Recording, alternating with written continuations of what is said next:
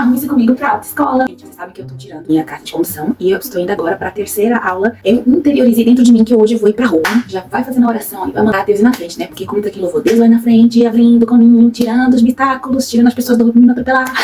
Serve qualquer coisa, né? Camisa preta e calça preta.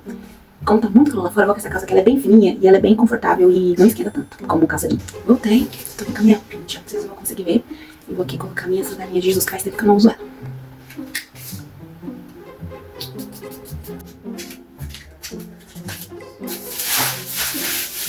Meu Uber já chegou, gente, então eu vou nessa. Bora comigo?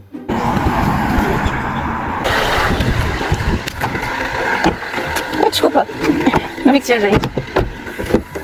Boa tarde. Desculpa. Chegamos, pessoal. Quatro fotos, acho que eu tô certo. Todos os dias. Se tiver sábado também.